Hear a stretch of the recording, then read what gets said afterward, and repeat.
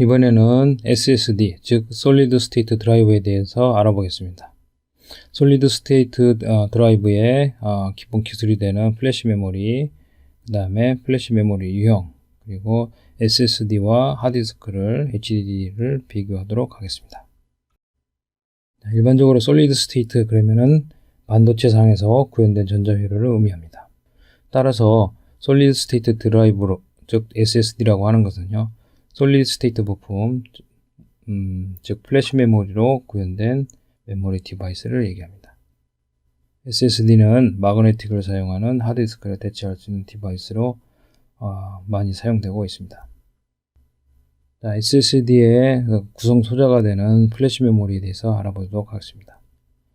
플래시 메모리는 기존 트랜지스터, 즉 모스펫 구조에 플로팅 게이트를 추가한 FET를 메모리 모델로 사용하는 것이 되겠습니다. 일반적인 트랜지스터 구조와 이와 같다고 하면은 여기에 즉 게이트 쪽에 컨트롤 게이트와 서브트랙트 사이에 플로팅 게이트를 추가하게 됩니다. 플로팅 게이트에 이와 같이 전자를 잡아둠으로써 데이터를 기억하는 이런 원리가 되겠습니다. 즉 게이트에 고전압을 걸어서 전자가 산화층을 통과해서 이 산화층을 통과해서 플로팅 게이트에 모이게 하며 이 전자들이 잡아두는 거죠, 전자를. 그럼 이 전자들은 전원 공급이 중단되어도 상태를 유지하게 된다. 즉 전원 공급이 돼도 데이터 값을 저장하게 된다. 즉 비휘발성 메모리가 된다는 얘기가 되겠습니다. 즉 비휘발성 메모리가 된다는 얘기가 되겠습니다. 이게 하나 더, 플래시 메모리인 경우에는요, 그 정상적인, 즉 데이터를 쓰지 않으면은 1 상태가 되고 데이터를 쓰면은 0이 되는 것이 좀 특징입니다. 이러한 플래시 메모리의 유형에는 노어 타입과 낸드 타입 두 가지가 있습니다. 노어 타입의 메모리의 최소 접근 단위는 리드 라이트 할 때는 바이트 단위, 오버라이트 하다니 이레이즈 할 경우는, 즉 데이터를 지울 경우는 블락 단위로 지우게 됩니다. 그리고 노어 타입은 랜덤 액세스가 가능하고요. 리드를 빨리 할 수 있습니다. 따라서 프로그램 저장에 이 노어 타입을 많이 사용하고 있습니다. 즉 모바일 디바이스에 운영체제 코드를 저장한다든지 데스크탑 PC에 바이오스 프로그램을 저장할 때 이 노어 타입 플래시 메모리를 사용하게 됩니다. 다음 플래시 메모리 유형은 낸드 타입이 되겠습니다. 낸드 타입의 메모리 최소 접근 단위는 16 또는 32빗이 되겠습니다.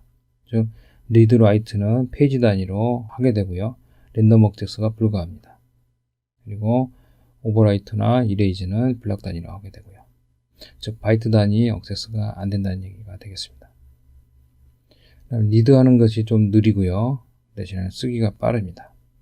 그 다음에 사이즈가 적기 때문에, 즉 셀 사이즈, 즉 낸드의 메모리 셀 사이즈가 낸드 플래시의 메모리 셀 사이즈가 작기 때문에 용량을 크게 가져갈 수가 있습니다. 따라서 용량이 커지면은 메모리 셀당 가격이 떨어지기 때문에 저렴하다고 할 수 있습니다. 따라서 낸드 플래시 메모리는 대용량 데이터 저장에 많이 사용되고 있습니다. USB 플래시 드라이브랄지 메모리 카드 SSD가 다 여기에 해당된다고 보시면 되겠습니다.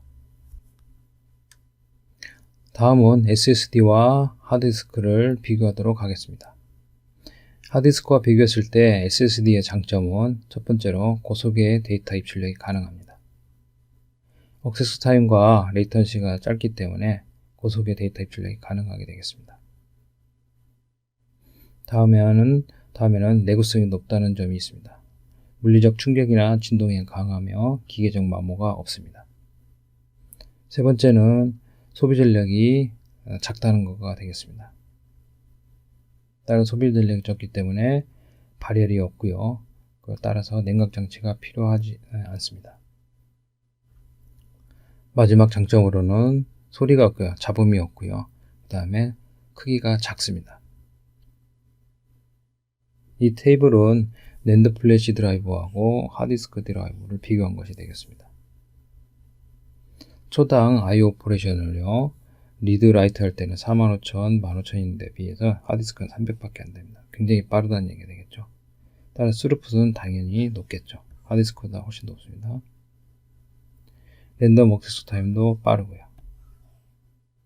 스토리지 캐파를 보면은요, 용량은 아직도 좀 하드디스크에 비해서는 좀 떨어집니다. 지금은 뭐 256이라고 돼 있지만은 뭐 512까지도 지금 가능하다고 보시면 되겠습니다. 지금은 뭐 256기가 정도가 일반적이라고 볼 수가 있고요. 512가 점차 512 정도 이게 SSD가 그 정도로 올라오는 것은 뭐 시간 문제라고 볼 수 있습니다.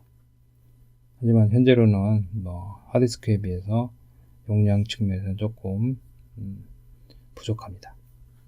자, 이번에는 하드디스크와 비교했을 때 SSD의 단점을 얘기하도록 하겠습니다. 이 단점은 굉장히 중요하기 때문에 여러분들이 SSD 사용에 이런 단점을 꼭 알아두셔야 할 겁니다. 첫 번째, 프래그멘테이션에 의한 성능 저하가 발생합니다. SSD는 블록 단위 라이트를 하기 때문에 프래그멘테이션이 발생할수록 성능이 저하가 됩니다. 블록 단위 라이트, 바이트 단위가 아닌 워드 단위가 아닌 블록 단위 라이트를 하기 때문에 프래그멘테이션, 조각이 발생할수록 빈틈이죠. 찍어 남은 부분이 발생할수록 성능이 저하됩니다. 일반적으로 블록의 크기는 512K 바이트이고요. 블록당 페이지가 128K 페이지 정도 있습니다. 이러한 성능 저하를 방지하는 방법은요, 별도의 여유 공간을 마련하는 방법이 하나 있습니다. 이걸 갖다 오버 프로비저닝이라고 얘기합니다.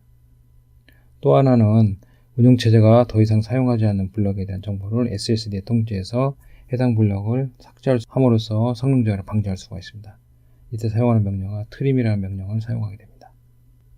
자, 또 다른 단점은요, SSD의 중요한 단점입니다. SSD의 라이트 횟수에 제한이 있다는 점이 굉장히 중요한 단점이 되겠습니다. 어떤 의미에서는 SSD의 치명적인 문제라고 볼 수 있죠.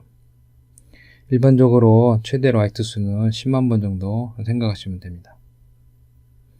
SSD의 즉 플래시 메모리의 구현 기술에 따라서 좀 다르지긴 하지만 일반적으로 10만 번 정도를 생각하면 됩니다. 즉 SSD의 라이트 횟수가 제한이 있다는 얘기는 SSD의 수명이 있다는 얘기고요. 이런 수명을 연장하는 기술로 많이 알려지는 방법이 웨어 레벨링이 되겠습니다. 쓰기 대상 블록을 균일하게 배분해서 전체적으로 특정 블록으로 라이트가 집중된 것을 방지하고 전체적으로 이 수명을 전체 셀에 골고루 쓰게 만들어서 수명을 연장시키는 방법이 되겠습니다. 또 하나는 복잡한 배드 블록 관리 기술을 적용해서 배드 블록을 피해서 데이터를 쓰는 방법이 있겠습니다. 또 하나는 잔여 수명을 예측하고 통보하는 기능을 갖추면은 시스템이 이러한 SSD가 페일러가 날 것 같으면 미리 예방해서 이런 페일러를 실제로 대비할 수가 있겠습니다. 참고적으로 플래시 메모리에 페이지를 라이트하는 절차는 쓰고자 하는 페이지를 포함한 전체 블록을 램버프에 복사한 후에 내용을 수정합니다. 그리고 플래시 메모리 해당 블록을 이레이즈한 다음에 수정한 블록을 플래시 메모리에 라이트합니다. 즉 페이지 단위로 이렇게 수정이 가능하다는 얘기가 되겠습니다.